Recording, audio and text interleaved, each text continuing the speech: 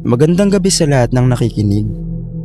Ako si Angelina at hindi ko alam kung dapat ko pa bang ikwento ito. Pero hanggang ngayon, dala ko pa rin ang takot na iniwan ng isang lumang manika na nakuha namin sa surplus shop. Maliit pa ako noon, mga 7 taong gulang, nang isama ko ng nanay ko sa isang surplus shop sa gilid ng palengke. Mahilig siya sa lumang gamit, mga gamit galing Japan, Korea at kung saan saan pa. Ako naman, bata, tuwang-tuwa lang sa mga laruan na nakikita ko sa mga estante. Habang naglalakad kami sa loob, may isang sulok doon na parang hindi masyadong pinapansin. Madilim, tahimik at amoy luma. Doon ko siya unang nakita. Isang manika. Nakaupo lang siya sa isang lumang kahon. Nakatingin lang diretso sa harap. Kulot ang buhok nito, maputla ang muka, at kahit gasgas na ang pisngi, parang ang linis ng tingin ng mga mata niya. Hindi ko alam kung bakit, pero bigla ko natigilan. "Gusto mo?" tanong ng nanay ko. Hindi ako agad sumagot. Parang may kung anong humihila sa dibdib ko. Parang ayokong iwan siya doon. Kaya tumango ako. Tapos, binili ni mama. Pag-uwi namin, inilagay ko siya sa tabi ng kama ko. Di ko siya masyadong pinansin nung umpisa. Pero napapansin ko na tuwing tinitignan ko siya, parang laging nakaharap siya sa akin kahit saan ako tumayo sa kwarto. Noong unang gabi, hindi ako makatulog. Naririnig ko lang ang electric fan at katahimikan ng bahay. Pero bandang madaling araw, nagising ako dahil parang may tunog sa gilid ng kama. Parang kahoy na dahan-dahang ginagalaw. Pagdilat ko, nakaupo pa rin siya sa tabi ng kama ko, pero nakaharap na siya sa pintuan. Ang huling tanda ko bago ako matulog, nakaharap siya sa akin. Sinabi ko pa sa nanay ko kinabukasan, pero ngumiti lang siya. "Baka nalipat mo lang," sabi ni nanay. Pero hindi doon natapos. Araw-araw, napapansin namin na nag-iiba ang posisyon ng manika. Minsan nasa sahig, minsan nakatayo sa gilid ng kabinet, minsan nakaharap sa bintana na parang may tinitignan sa labas. Pero isang bagay ang sigurado ako, hindi namin siya ginagalaw. Hanggang sa naging normal na sa amin na magising na lang na iba na ang pwesto niya. Pero mas may lumala pa doon. Isang gabi, nagising ako sa bigat ng hangin sa kwarto. Hindi ko mapaliwanag. Parang sobrang tahimik kahit nakabukas ang fan. Dahan-dahan kong iminulat ang mata ko at nakita ko siya. Nakatayo sa paahan ng kama ko. Hindi na nakaupo. Nakatayo. Nakaharap sa akin. Hindi ako gumalaw. Ramdam ko yung lamig sa buong katawan ko. Hindi ako makahinga ng maayos. Ilang segundo lang pero pakiramdam ko, ang tagal nun.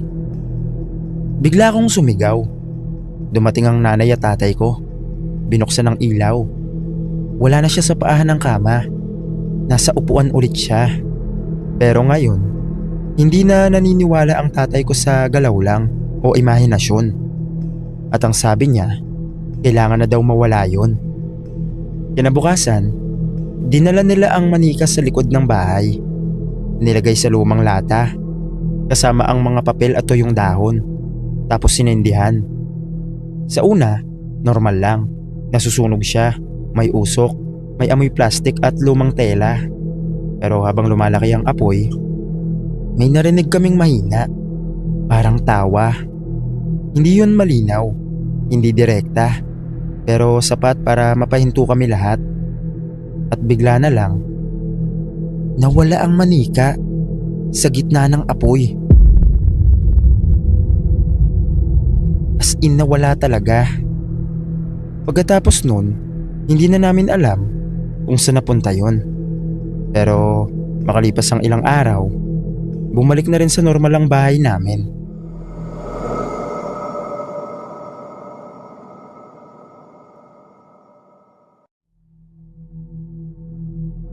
Tawagin niyo na lang po ako sa pangalang Jumbo. taga Quezon City. Lumaki akong practical mag-isip dahil electrician ang tatay ko at sari-sari store owner naman ang mama ko. Nagsimula lahat nang masira ang lumang refrigerator namin isang mainit na summer. Halos isang linggo kaming walang maayos na paglagyan ng pagkain. Panis agad ang ulam at reklamo ng reklamo ang bunso kong kapatid na si Jenny dahil wala raw malamig na tubig. Sakto namang may bagong dating na Japan surplus appliances sa may Project 8. Ayos dun, mga galing abroad, matitibay pa, sabi ng kapitbahay naming si Mang Ray. Noong Sabado, pumunta kami ni Papa sa surplus store. Pagpasok pa lang namin, naamoy ko na agad yung halo-halong amoy ng kalawang at alikabok. Ang daming washing machine, electric fan, microwave at mga lumang cabinet. Sa pinakandulo, nakita namin yung rep. Mataas yun, kulay dirty white na may bahagyang gasgas sa gilid. Luma na ang itsura, pero maayos pa rin naman daw ayon sa bantay. Binenta niya yun sa murang halaga. Napatingin ako kay Papa. Masyadong mura, bulong ko. Ngumiti lang yung tindero at sinabi nito na wala raw sira yun. Binuksan niya yung rep. Biglang may malamig na hangin na lumabas. Okay pa ang compressor nito sabi ni Papa habang chinecheck. Habang tinitignan nila, napansin kong may maliit na gasgas sa loob ng freezer. Parang may kumayod gamit ang matulis na bagay. Hindi ko pinansin noon. Tapos binili namin. Pagdating sa bahay, tuwang-tuwa si Mama at sabi niya, ang laki daw, kasya daw lahat. Nang unang linggo, okay naman talaga. Malamig siya. Wala kaming naging problema. Hanggang nagsimula yung tunog. Ang unang nakarinig, si Jenny. Kuya, may umiiyak na baby, sabi niya isang gabi habang nanonood kami ng TV. Napatingin kami sa kanya at sabi ni Mama, guni-guni niya lang yun. Pero narinig ko rin, mahina lang, parang hikbi mula sa kusina. Napatigil ako sa pagkain ng chichirya. Tahimik ang bahay namin noon dahil tulog na si Papa. Tanging electric pan na lang ang maingay. Tapos may narinig ulit ako. Napalingon ako sa kusina. Ma, narinig mo? Biglang natahimik si Mama. Doon ko nakita na namutla yung mukha niya. At sabi niya, parang may batang araw. Tumayo ako agad at naglakad papuntang kusina. Habang papalapit ako sa rep, lalong lumilinaw yung iyak. Mahina, pero dire-diretso. Parang batang pagod na pagod kakaiyak. Paglapit ko mismo sa refrigerator, tumigil. Biglang nawala. Kinabahan ako pero pinilit kong magtapang-tapangan. Binuksan ko agad yung rep. Ilaw lang ng rep ang bumungad. Walang kahit ano. Pero sobrang lamig sa loob. Hindi normal. Wala naman sabi ko sa mahinang boses. Simula nun, gabi-gabi na naming naririnig. Minsan madaling araw, minsan alas 12. Minsan, sobrang hina lang na parang nasa malayo. Pero habang tumatagal, parang palapit ng palapit. Isang gabi, nagising ako dahil nauuhaw ako. Mga bandang alas 3 ng madaling araw yun. Madilim na ang buong bahay. Paglabas ko ng kwarto, narinig ko agad. Mas malakas na. Hindi na simpleng hikbi. Talagang batang umiiyak. At naririnig kong nagsasabi ito ng Mama. Kinabahan na ako noon. Nanggagaling yon sa kusina. Pero kahit kinakabahan, dahan-dahan ako naglakad pababa habang hawak ang flashlight ng cellphone ko. Pagdating ko sa dining area, napansin kong bukas ng bahagya yung pinto ng ref. Sigurado akong isinara yon bago kami matulog.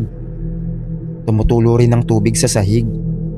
At doon ko narinig yung salitang Mama mula sa loob. Parang batang nakakulong. Nanginginig akong lumapit pa. Bawat takbang ko, parang bumibigat yung dibdib ko. Paglapit ko, naamoy ko yung kakaibang amoy. Biglang lumakas yung iyak. Doon na ako napaatras. Sobrang lakas na parang katabi ko lang. Tapos biglang bumukas ng todo yung rep. Napasigaw ako. Walang laman. Pero may malamig na hangin na dumaan sa mukha ko. At doon ko nakita, sa basang sahig sa harap ng rep, may maliit na bakas ng paa. Pangbata, basang-basa, papunta sa sala. Hindi ko na kinaya. Tinawag ko sina mama at papa. Paglabas nila ng kwarto, nakita rin nila yung mga bakas. Namutla si papa. At sabi niya, huwag ko raw tapakan. Isa-isa naming sinundan yung footprints mula kusina hanggang sa gitna ng sala. Hanggang sa bigla na lang nawala. Hindi na kami nakatulog nung gabing yon. Kinabukasan, nagtanong si papa sa surplus store. Pero sarado na raw. Wala na rin yung tendero. Mas lalo kaming kinilabutan nang sinabi ng isang karpintero sa area na dati raw may lumang balita tungkol sa batang nakita sa loob ng sirang refrigerator sa isang abandonadong bahay. Maraming taon na ang nakakalipas. Hindi raw alam kung paano napasok. Hindi ko alam kung konektado yon. Ayoko na ring malaman. Pagkatapos nun, ayaw na namin gamitin yung rep. Kahit hindi na nakasaksak, minsan, naririnig pa rin namin yung mahinang iyak tuwing madaling araw. At minsan, bumubukas mag-isa ang pinto. Isang gabi, habang kumakain kami, dahan-dahang bumukas yung rep, kasabay ng malamig na hangin. Tumingin si Jenny sa akin habang nanginginig. Kuya, gusto niyang lumabas. Kinabukasan nun, hindi na kami nagdalawang isip. Tinawag namin yung mangbubote, tapos binenta namin sa kanya ng sobrang murang halaga para maalis lang sa bahay. Yun lang naman yung kwento ko. Salamat na agad kung mapasama sa mga stories nyo. Hanggang dito na lang po. Salamat.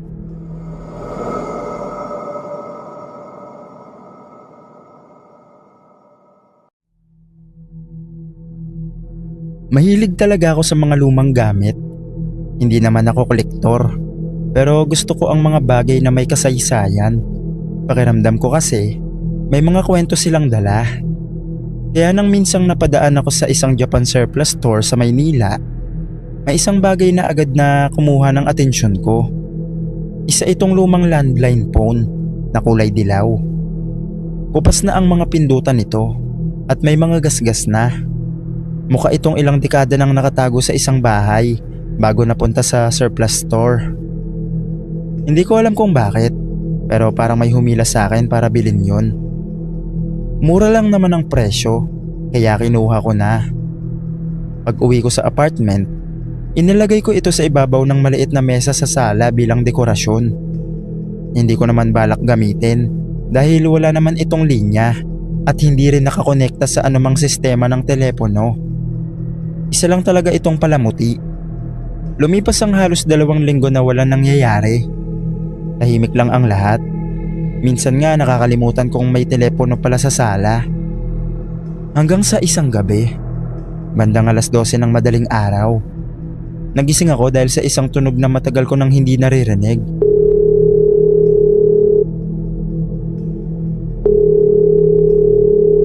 Napadilat agad ako. Naupo ako sa kama at nakinig. Muling umalingaw-ngaw ang tunog.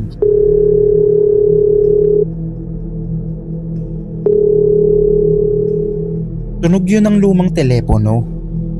Dahan-dahan akong bumangon at lumabas ng kwarto. Madilim ang sala maliban sa kaunting liwanag mula sa ilaw sa labas ng bintana.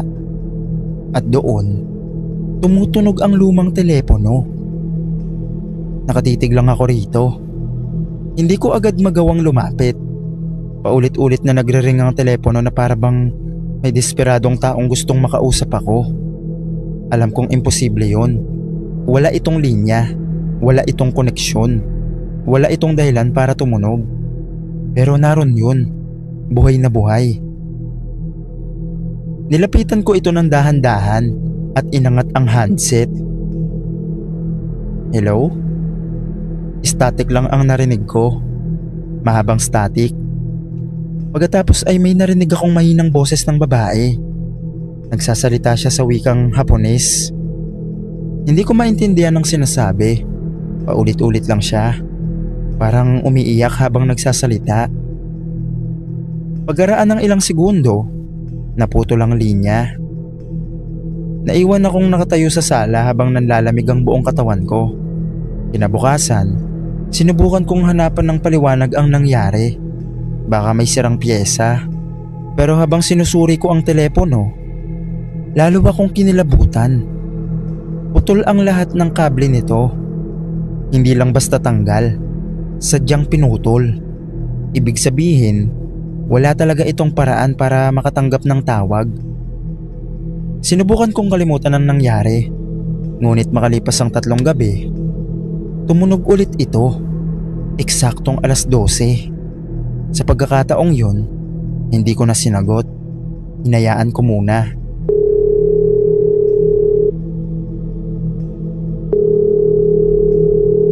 Paulit-ulit itong nagre-ring ng halos 1 minuto hanggang sa hindi ko na matiis. Pagtaas ko ng handset, narinig ko ulit ang parehong babae.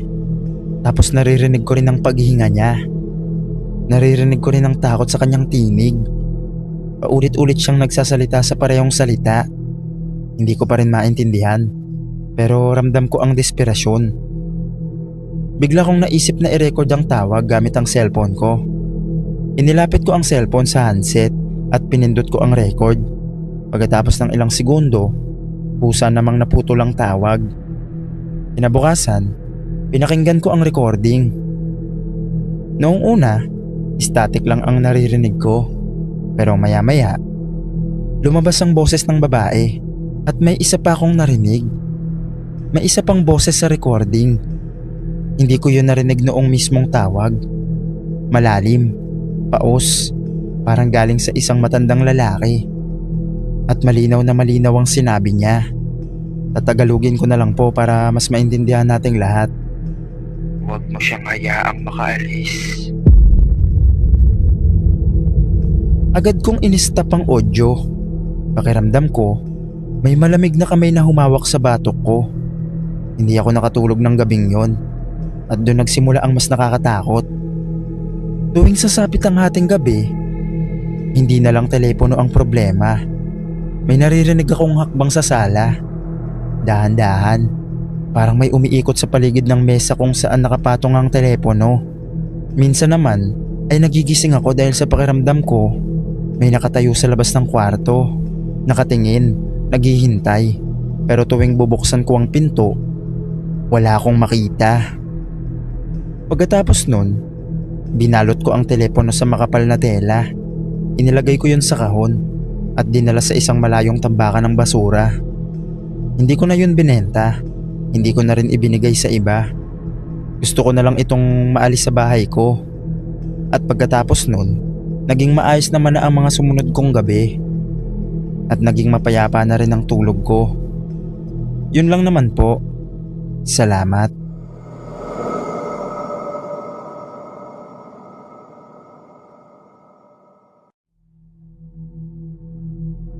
Bago ko lang na-discover tong channel mo, Sir Dave.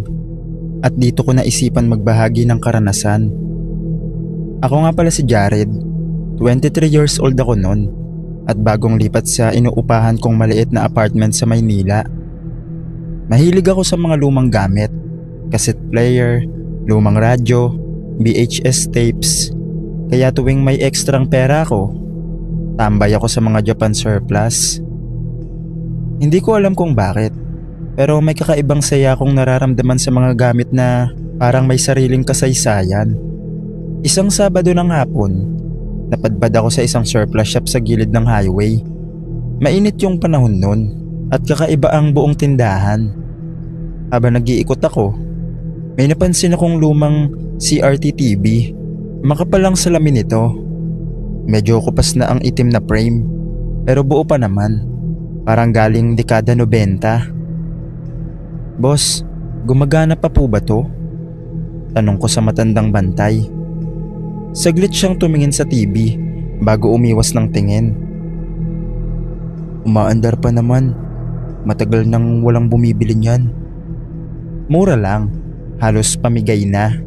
Kaya binili ko agad. Pagdating ko sa apartment, nilinis ko pa ito ng maayos. Ang nostalgic talaga ng dating. Pakiramdam ko, parang bumalik ako sa pagkabata habang pinapanood ko yung static screen at lumang channels. Noong unang gabi, okay naman lahat.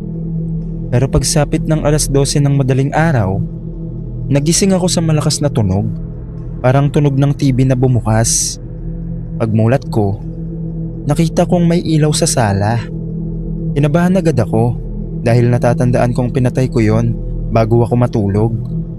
Paglabas ko ng kwarto, bumungad sa akin ang TV. Bukas, static lang ang palabas. Yung tunog na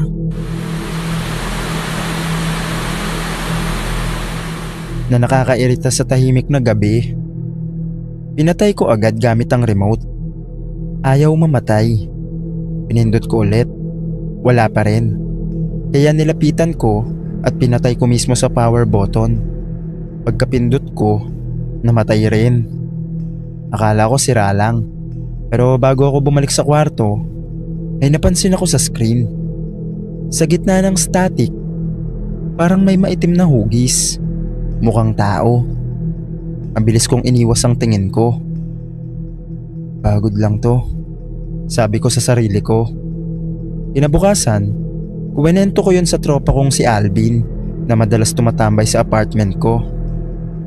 Ang ina pre, baka may multo yan, sabi niya. Ulul, luma lang to, sagot ko naman. Pero simula nun, gabi-gabi nang may nangyayari. Eksaktong 12:00, kusang bumubukas ang TV. Minsan, kusang bumubukas ang TV kahit naka-unplug. Doon na talaga ako kinabahan. Isang gabi, sinubukan kong tanggalin mismo sa saksakan bago matulog. Pinicturan ko pa para sigurado akong hindi talaga nakasaksak yun. Pero 12:00 ulit, nagising ako. Paglabas ko ng kwarto, bumukas na naman ang TV. Static na naman. At doon ko unang nakita ng malinaw. May anino ng babae sa screen. Nasa malayo lang siya noon. Halos kapantay lang ng static. Pero kitang kita ko ang mahaba niyang buhok. Nakatayo lang siya. Hindi ako makagalaw. Pakiramdam ko, nanigas ang buong katawan ko habang nakatitig sa screen. Tapos unti-unti, lumalaki ang itsura niya. Parang lumalapit. Biglang nag-flicker ang ilaw ng apartment. Sabay may mahinang tunog. Parang may umiiyak. Doon ako napaatras. Hinugot ko agad ang TV mula sa pagkakasaksak. At sa mismong sandaling hinawakan ko yon, namatay ang screen. Hindi ako nakatulog buong gabi. Kinabukasan, gusto ko na talagang itapon. Pero pinagtawanan lang ako ng mga tropa ko. At sabi nila, kulang ka lang sa tulog, kaka-cellphone mo yan. Hanggang sa isang gabi, pumunta si Alvin sa apartment para patunayan daw na nag-iinarte lang ako. Nag-inuman kami habang bukas ang ilaw sa sala. Hintayin natin mag 12:00, sabi niya. Pagdating ng 11:58 PM, wala pa rin. Natatawa na siya. Pareho kaming napalingon. Kusang bumukas ang TV. Static. Nawala ang ngiti ni Alvin. Pre, hindi ko siya sinagot. Dahan-dahan kaming lumapit at doon namin nakita yung babae. Mas malinaw na ngayon. Nasa loob ng static na screen. Nakalugmok. Basa ang buhok. Tapos, unti-unti siyang tumingala. Hindi ko makakalimutan ang mukha niya. Kulay itim ang mga mata niya at diretsong nakatingin sa amin. Biglang lumakas ang static. Nag-flicker lahat ng ilaw. Sabay gumalaw ang babae. Palapit. Gumagapang mula sa loob ng TV. Putang ina pre, patayin mo, patayin mo. Inablot ko ang remote pero ayaw gumana. Biglang may malakas na katok mula mismo sa loob ng screen. Parang may gustong lumabas at doon namin narinig mahinang boses ng babae. "Tulungan mo ako." Biglang nag-blackout ang buong apartment. Namatay lahat, pati ang ilaw. Parang nawalan ng kuryente. Total na dilim. Naririnig lang namin ang static at may tunog ng basa na parang may gumagapang sa sahig palapit sa amin. Nanginginig na si Alvin nun. Andyan na siya, pre." Pagbalik ng ilaw, nakita naming bukas pa rin ang TV. Pero wala na ang babae. Static na lang ulit. Hinihingal kaming dalawa. Dapat itinapon na namin agad nun. Pero gusto ko ng proof. Gusto kong malaman kung ano talaga yun. Kaya kinabukasan ng gabi, sinubukan kong i-record gamit ang cellphone ko habang bumubukas ang TV. Pagdating ng alas 12, bumukas ulit ito. Nasa screen na naman ang babae.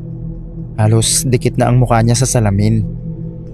Habang nanginginig ako, tinutok ko ang camera ng cellphone. At doon nangyari ang pinaka nakakatakot. Biglang namatay ang audio sa paligid. Parang walang hangin, walang tunog, tahimik lahat. Pero sa cellphone, may boses, mahina. Parang nasa tabi ko lang. "Ibalik mo ako." Nanlamig ang buong katawan ko. Dahan-dahan kong ibinaba ang cellphone at sa refleksyon ng TV, may nakatayo ng babae sa likod ko. Hindi na siya nasa screen. Nasa likod ko na. Paglingon ko, wala. Pero biglang bumukas at sumara mag-isa ang pinto ng kusina. Doon ako tuluyang nataranta. Tinakbo namin palabas ang TV kahit madaling araw. Halos mabitawan namin sa sobrang takot. Dinala namin yun sa basurahan sa kabilang kanto. Iniwan namin doon ng walang sabi-sabi. Pag uwi namin, wala na isa sa amin na nagsalita. At pagdating ng kinabukasan, nadaanan namin ulit yung basurahan. Wala na yung TV. May dalawang basurero kaming nakitang nagtatawanan habang sinasakayon sa kariton. "Uy, ayos pa to ah. Pwede pa to sa bahay," sabi nung isa. Nagkatinginan kami ni Alvin, pero wala kaming sinabi. Tahimik lang kaming umalis. Hanggang ngayon, tuwing nakakakita ako ng lumang CRT TV na may static screen, naaalala ko yung mukha ng babae.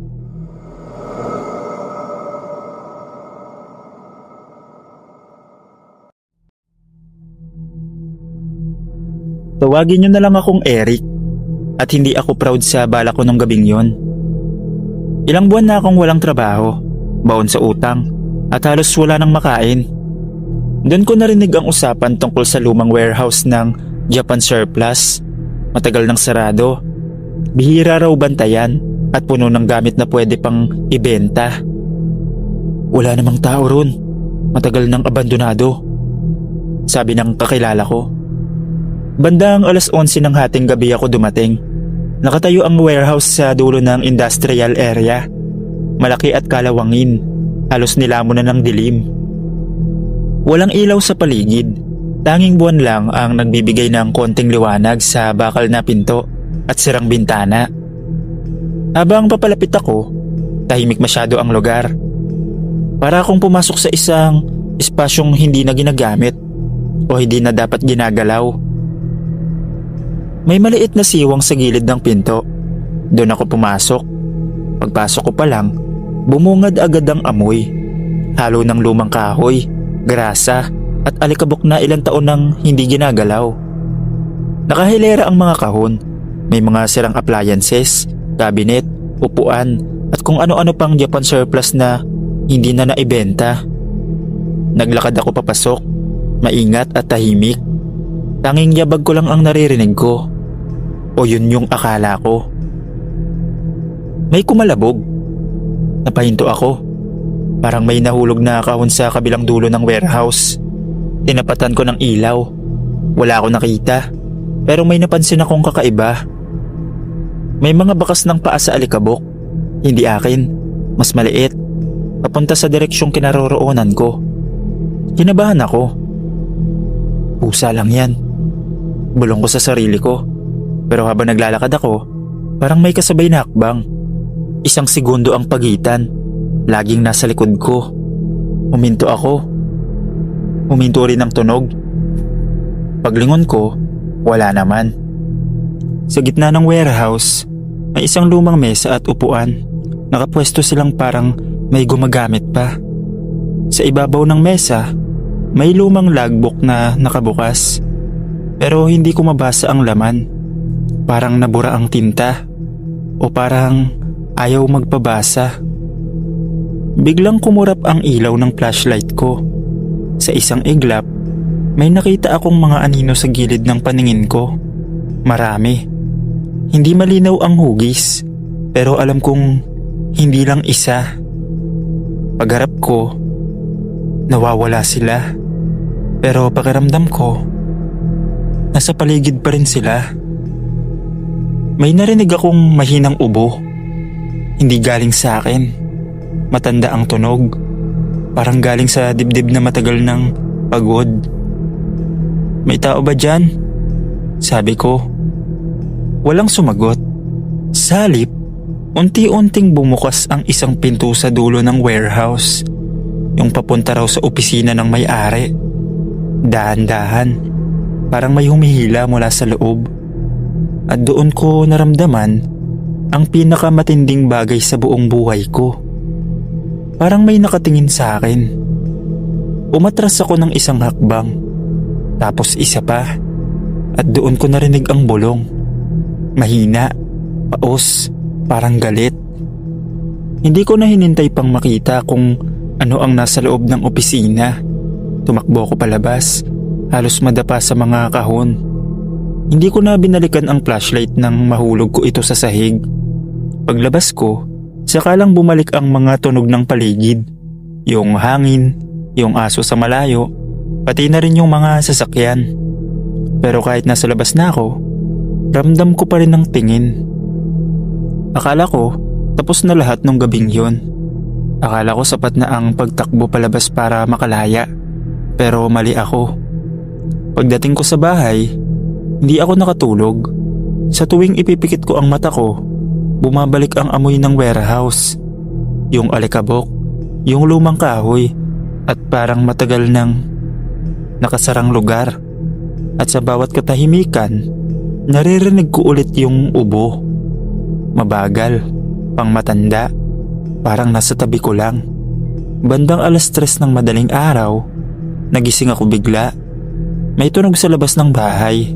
Parang mabagal na hakbang, papalapit sa pinto. Kinusot ko ang mata ko. Tahimik ang kalsada. Pero bago ako muling huminga, may napansin ako. May alikabok sa sahig ng sala. At sa gitna nito, may bakas ng paa. Parehong nakita ko sa warehouse. Kinabukasan, bumalik sa isip ko ang isang bagay na nakita ko doon. Ang logbook sa mesa. Kaya kahit ayaw na ng katawan ko, bumalik ako sa lugar. Sa araw naman, umaasang baka iba na ang itsura. Pero paglapit ko pa lang, ramdam ko na agad. Tahimik pa rin ang paligid. Walang tao. At nang pumasok ako, nakaayos pa rin ang mga kahon. Nasa gitna pa rin ang mesa. At ang logbook, bukas pa rin sa parehong pahina. Ngayon ko lang nabasa ang nakasulat. Pangalan, petsa, mga tala ng shipment. At paulit-ulit na isang pangalan ang lumilitaw sa bawat pahina. Hajime Sato. Habang binabasa ko ang huling entry, bumigat ang hangin. Biglang lumamig. At sa likod ko, may umubo. Hindi ko na kailangang lumingon. Alam kong may tao. O hindi tao sa likod ko. Bakit ka bumalik? Paos ang boses. Dahan-dahan akong humarap. Nakatayo sa pintuan ng opisina ang isang matandang lalaki. Suot ang kupas na damit, pang trabaho. Nakayuko ang likod. At ang mga mata niya malalim. puno ng lungkot. Sa akin to, pinaghirapan ko. Napaatras ako. Kayo po ba ang may-ari? Tumango siya. Dito ako namatay. At doon nagsimulang gumalaw ang paligid. Ang mga anino na nakita ko dati, nagkaroon ng hugis. Mga lalaking may bitbit na kahon, mga babaeng tila empleyado. Lahat sila nakatingin sa akin. Alam kong hindi ka magnanakaw, pero mali ang pinapasok mo, sabi ng matanda. Biglang bumukas at nagsara ang mga pinto ng warehouse. Umalingaw-ngaw ang tunog. Ang mga kahon ay gumalaw, parang may dumadaan sa pagitan nila. Parang bumalik sa dati ang lugar, buhay, abala at puno ng tao. Napahawak ako sa dibdib ko. Aalis na po ako, pangako. Tinignan niya ako ng matagal, tapos dahan-dahan siyang tumabi sa pintuan. Umalis ka at huwag ka nang babalik. Tumakbo ko palabas. Hindi na ako lumingon, hindi na ako huminto. Ilang linggo ang lumipas, may nabalitaan ako. Opisyal nang ipinasara ang warehouse. Ayon sa balita, namatay raw ang dating may-ari sa loob. Inatake sa puso mag-isa habang nagbabantay sa mga gamit niya. Walang nakapansin, walang tumulong. Kaya simula nun, wala nang nagtangkang pumasok, wala nang nagnakaw, wala nang lumapit. At ako, hindi na ako muling nagbalak pumasok sa kahit anong abandonadong lugar. Dahil may mga lugar na kahit iniwan na ng tao, hindi pa rin umaalis ang nagbabantay.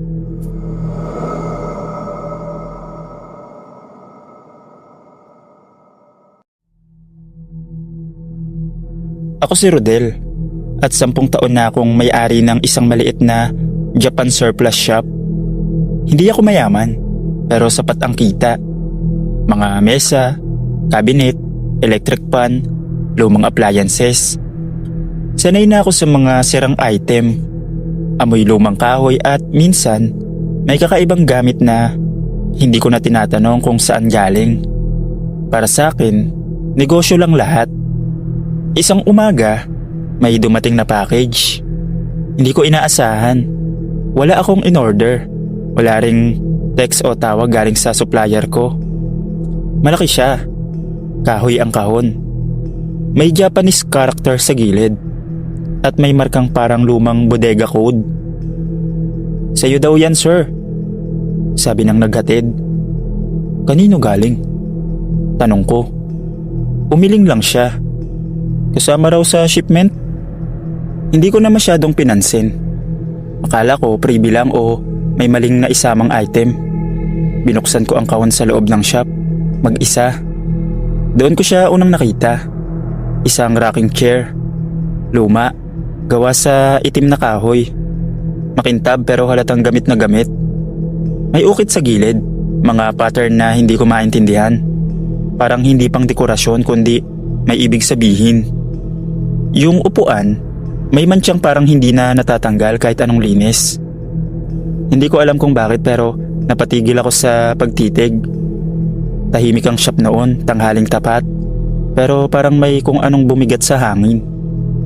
Tapos bigla, gumalaw ang rocking chair. Dahan-dahan lang. Napakunot ang noo ko. Akala ko hangin lang. Isinara ko ang pinto. Tumigil siya. Okay, imahinasyon lang. Bulong ko. Inilabas ko ang rocking chair at inilagay sa may display katabi ng lumang mesa. Maya-maya, dumating ang unang customer ng araw. Isang matandang babae. Pagkakita pa lang niya sa rocking chair, napahinto siya. Magkano yan? Mura lang po, matibay pa, sagot ko. Umupo siya sandali para subukan. Umiling-iling ang upuan. Sakto lang ang galaw. Napangiti siya at binili niya na. Kinabukasan bumalik siya. Ibinagsak niya ang bag niya sa counter. Galit at nanginginig. Ayaw ko na yan. Kunin mo ulit, sabi niya. Nagulat ako. Bakit po? Magdamag akong hindi nakatulog. Tuwing gabi, kahit walang nakaupo, gumagalaw yan at parang may bumubulong. Binalik ko ang bayad at kinuha ulit ang rocking chair. Ang sumunod na bumili, isang binata. Pagkaraan ng 2 araw, ibinalik din. Sunod, isang mag-asawa, ibinalik din. Iisa lang ang reklamo nila. Gumagalaw mag-isa. May tunog sa gabi, parang may nakaupo kahit wala. At ang pinakang nakakabahala, lahat sila nagsasabing may pakiramdam silang may nakatingin habang nasa bahay ang rocking chair. Ako mismo, nagsimula na ring makaranas. Tuwing magsasara ang shop, naiiwan ang rocking chair na bahagyang gumagalaw kahit patay ang ilaw at sarado ang pinto. Isang beses, narinig ko ang langit-ngit habang nasa bodega ako. Paglabas ko, nakaharap na sa counter ang upuan kahit sigurado akong nakaharap ito sa dingding noong iniwan ko. Noong gabing yon, hindi ako agad umuwi. Naupo lang ako sa tapat ng shop, nakatingin sa loob. At doon ko napansin, sa tuwing tumitigil ang rocking chair, parang may bakas ng bigat sa upuan, parang may bagong upo lang at kabababa lang. Kinabukasan, tinawagan ko ang supplier ko. Tahimik siya nang banggitin ko ang rocking chair. Hindi dapat na isama yan at wag mo na sanang ibenta pa, sabi niya. Bakit? Tanong ko. May mga gamit na hindi dapat ipinapasa, sabi niya. At doon nagsimulang pumasok sa isip ko ang isang tanong na hindi na ako pinatahimik. Kung hindi ito dapat ipasa, bakit ito ipinadala sa akin? Matapos ang tawag namin ng supplier ko, hindi na ako mapakali. Buong araw, hindi ko inalis ang mata ko sa rocking chair. Hindi ko na rin ito inilabas sa display. Inilipat ko siya sa pinakaloob ng shop, sa bodega, katabi ng mga sirang gamit na bala ko nang itapon. Pero kahit doon, ramdam ko pa rin siya. Pagsapit ng gabi, nagsara ako ng maaga. Habang binababa ko ang bakal na pinto, narinig ko ulit ang pamilyar na tunog. Langit-ngit ng kahoy, mabagal at paulit-ulit. Nangangatog ang kamay ko habang binubuksan ko ulit ang ilaw. Pumasok ako sa bodega, nasa gitna na ng sahigang rocking chair. Hindi ko siya iniwan doon, sigurado ako. At mas lalong sigurado ako sa sunod kong nakita. May bakas ng paa sa alikabok, maliit, parang paa ng bata. Papunta at paikot sa upuan. Biglang bumigat ang hangin, parang sumikip ang kwarto. At doon sa unang pagkakataon, narinig ko ang boses. Hindi ko maintindihan pero alam ko ang lungkot at galit sa bawat sinasabi niya. Mahina at paos. Biglang tumunog ang rocking chair. Mas mabilis na kaysa dati. Parang may nakaupo. Dinidiinan ang bigat. Hindi ko na kinaya. Tumakbo ako palabas ng shop. Iniwan ang ilaw na bukas at ang pinto na nakasara lang. Kinabukasan, hindi na ako nagbukas. Tinawagan ko ang 2 kong kaibigan, si Ben at si Lito, at ikwento ko ang lahat. Hindi sila naniwala noong una, hanggang sa pumasok kami sa shop. Pagbukas pa lang ng pinto, gumalaw agad ang rocking chair ng mag-isa. Walang hangin, walang tao sa paligid. Napamura si Ben. Tahimik lang si Lito pero namutla. Hindi to normal. Kailangan nang mawala yan. Doon namin napagdesisyonan ang hindi ko inakalang gagawin ko kailanman. Sunugin namin ang rocking chair. Gabi na nang inilabas namin ito sa bakanting lote sa likod ng shop. Tahimik ang paligid. Habang binubuhusan namin ng gasolina ang upuan, bigla itong tumigil sa paggalaw. Nang sindihan ko ang posporo, umalingaw-ngaw ang isang sigaw. Galing sa mismong rocking chair. Isang sigaw na puno ng galit. Nang masunog ang kahoy, biglang lumakas ang apoy, parang hinihigop ang hangin sa paligid. Umalingasaw ang amoy, hindi lang sunog na kahoy, kundi parang lumang bahay at bulok na tela. At bago tuluyang gumuho ang upuan, nakita ko isang anyo Nakaupo, unti-unting natutunaw sa apoy. Pagkatapos nun, biglang tumahimik ang lahat. Parang may nawala. Simula nung gabing yun, wala nang bumalik na customer para magreklamo. Wala nang gumagalaw sa shop. Wala nang tunog sa gabi. Pero kahit ganon, hindi na ako nagbenta ng rocking chair kahit kailan. At tuwing may dumarating na package na wala sa listahan, hindi ko na binubuksan. Ibinabalik ko agad.